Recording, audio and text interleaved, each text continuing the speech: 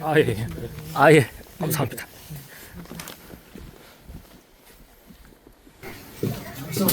예.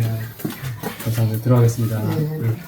네, 어서 오세요. 세계 역사를 운행하시는 우리들의 아버지 하나님, 일찍이 우리 하나님께서 이걸 보면 이게 정력증명서인데 예. 대통령, 여기가 이제 판사 판사 임명할 임명. 때는 대통령이 하셨고, 예. 이거는 일이 치안관으로 계실 때는 1946년에서부터 48년까지, 그러니까 해방 직후에 예. 미 군정 때 예. 치안관을 맡으셨죠. 청주지방법원 치안관 1위 심판소입니다. 이 밑에가 예. 심판소가 예. 빠져 있어요. 예.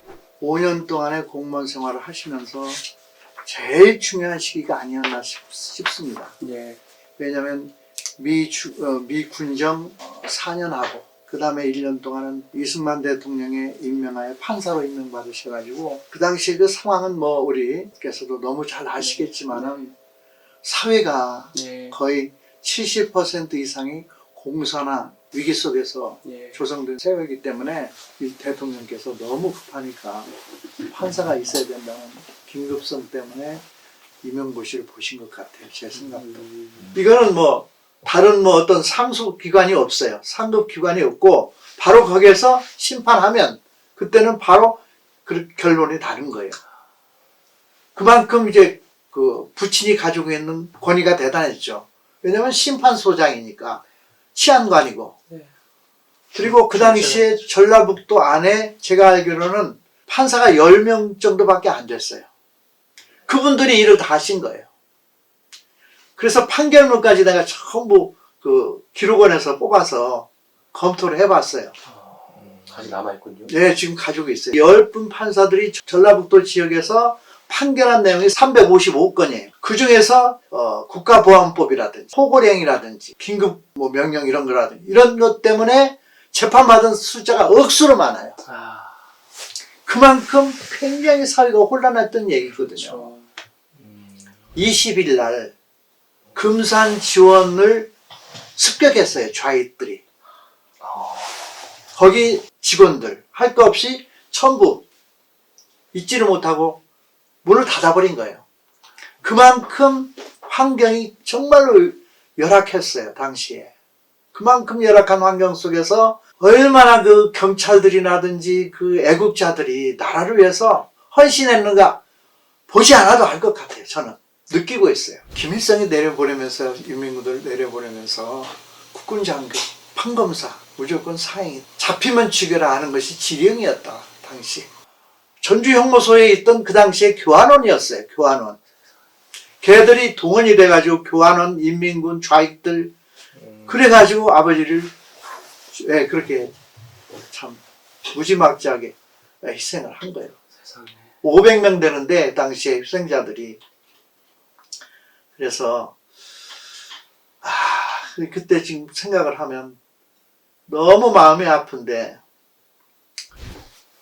군정 때 하고 저 6.25 사변 전까지 대통령께서 직접 그 정치에 관여를 하시면서 나라의 기초가 완전히 섰다고 생각을 합니다. 지금도.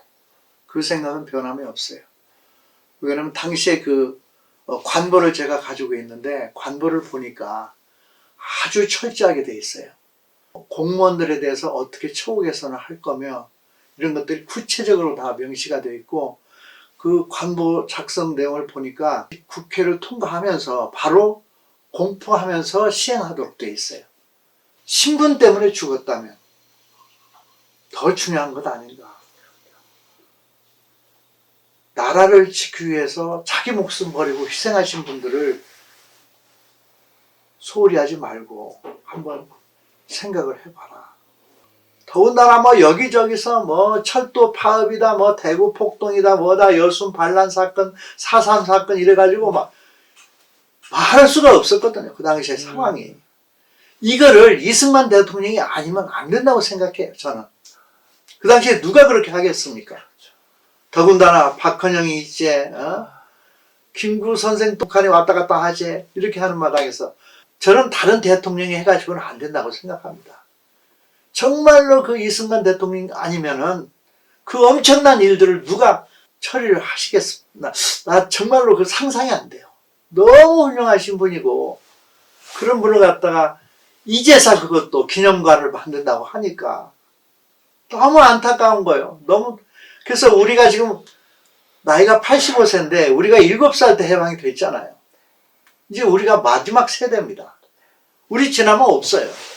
하여간 얼마나 소중한 일을 맡으셨는지 지금도 너무 감사하고, 예, 감사합니다. 그 마음이 너무 감사해서 제가 그래서 매일 기도하고 있습니다. 이게 후손들에게 교육이 돼야 되잖아요. 우리가 미안한 게 뭐냐면 이승만 대통령에 대한 교육을 너무 안 시킨 거예요. 반공교육을 너무 안 시켰던 거예요. 저는 목사기 때문에 우리 아버지를 죽인 공산주의자도 용서합니다. 국가에서도 이런 문제를 좀 더 심도 있게 다루어서 뭔가 정말로 역사의 정통성을 세워줘야 되는데 이걸 못하고 있는 게 안타까운 거예요, 저는. 왜냐하면 연금관리법이라든지 이런 모든 것들이 전부 이전에 있던 일들, 이런 것들에 대해서는 소급해서 적용 안 한다 이렇게 돼 있어요. 그래서 그런 걸 보면서 이거는 우리가 이승만 대통령에 대한 역사를 바로 세우지 않으면 이거는 도저히 안 되겠다는 이제 그 결론에 도달을 한 거예요, 저도. 이 43명에 대한 희생자들을 어떻게 할 거냐. 이거는 순전히 공산주의를 받기 위해서, 나라를 지키기 위해서, 사회 질서를 지키기 위한 애국자들이다. 이분들을 왜 보훈하지 않냐. 보훈처가 있는 이유가 존재 이유가 뭐냐. 이 정신을 공무원 사회도 확산시켜서 좀 더 사회가 정의로운 사회 정말로 이렇게 만들어야 될 거 아니냐. 그런 정서를, 문화를 형성해 맞는 거 아니냐. 제가 그랬어요. 이렇게 써서 올렸어요. 권익위원회. 난 너무 가슴이 아파요. 내가 아버지 묘비를 하나 새기려고 하는데 뭐라고 새길까? 뭐라고 쓸까? 그냥 사망이라고 쓸까? 이거는 아니다. 제가 그것 때문에 시작했어요. 원래는 묘비를 세워야 되는데 사망 원인에 대해서 모른다고 나온 거예요. 이건 말이 안 되잖아요. 인명군에게 의해서 학살됐다는 게 분명히 경력 증명이 돼 있어요.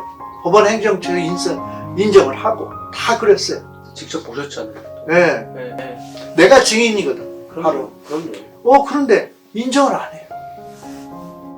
우리가 지금도 늦지는 않았으니까, 안 됐으니까 지금이라도 정신 차려서 나라를 바로 역사가 없는 나라는 나라 아니거든요.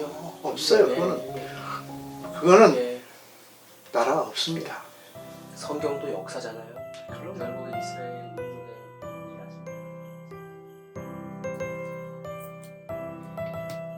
사실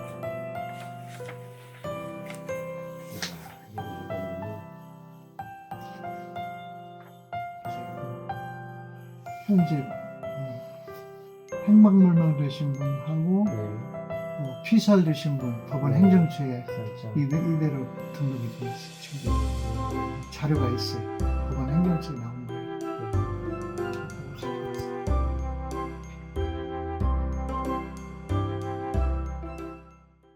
대한민국 국민 여러분, 이승만 대통령 기념관 건립에 동참해 주십시오.